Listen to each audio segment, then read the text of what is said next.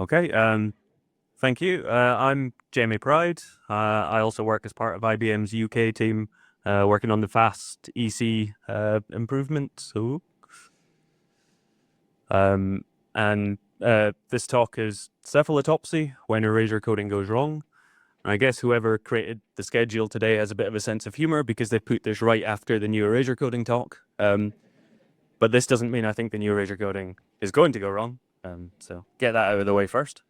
So, what am I going to talk about? I'm going to talk briefly about data redundancy and inconsistency, and so what happens when we get corruption in our erasure-coded pools. And then I want to advertise a couple of tools that we've been developing as part of the new EC work that we can use to check consistency of data in erasure-coded pools. And I'll show off one of those as well. So, in an ideal world, we wouldn't need to check for consistency in pools. All the writes would be successful, all the data would be correct, parity would be generated correctly, hardware would never fail, and everything would be good. But we all know in the real world it doesn't work quite like that. So how can we get inconsistencies in our erasure-coded pools? We might have a failing OSD, so we might have a disk failing when an erasure-coded write is happening, or there may be a firmware bug on that drive that causes a write to fail. And once we've written the wrong data, we then have a problem when we need to read that data, and it's not the data that we expected. So an application might crash if it reads some incorrect data, or it might report that the data is incorrect. And when we're rebuilding, so if we need to do if we've lost an OSD and we need to do a rebuild, we want to know that all the data that's in parity data that's stored is correct. There could also be a code bug that causes an OSD to write corrupt data, but I think that's unlikely. So I have two very simple diagrams here. On the left-hand, this touches a little bit on what Alex spoke about as well. On the left-hand side, I have a replicated pool with 3 times replication and 3 copies of my data. It's quite simple data. It's just the string ABCD.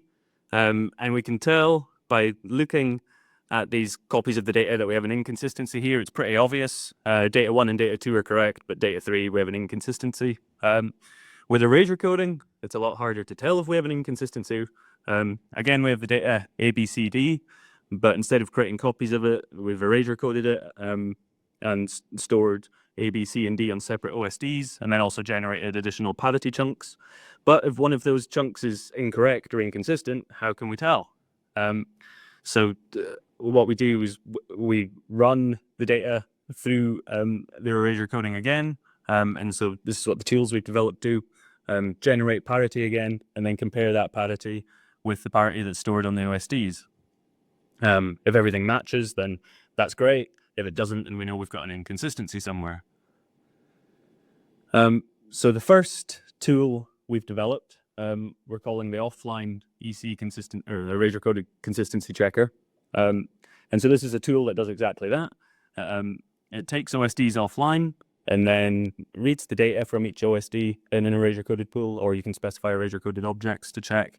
It recalculates the parity, reads the parity from the OSDs, and checks it matches. We call it the offline EC consistency checker because it uses the Ceph object store tool, which is a tool that can be used to modify and read data on OSDs. It needs to take the OSDs offline to do this. And we want to make this tool available to end users, so anyone who uses erasure coding on their Ceph clusters, this tool will be available for you to use. And I think there are 2 use cases where this tool could be useful.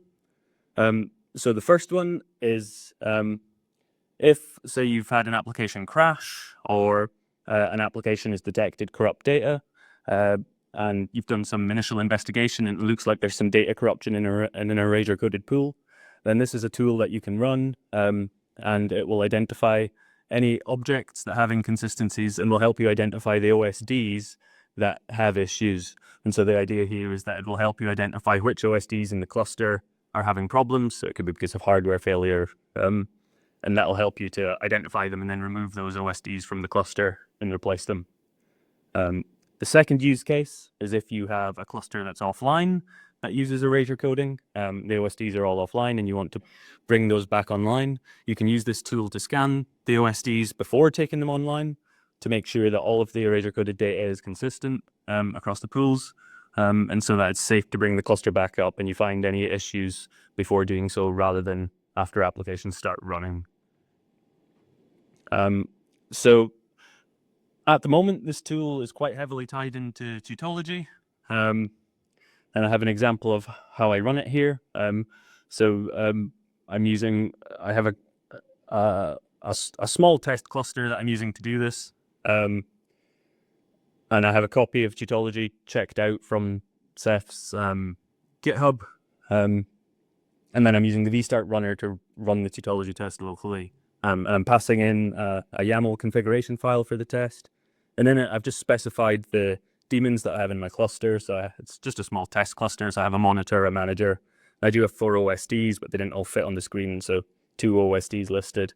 And then the task that I'm running, which is EC parity consistency.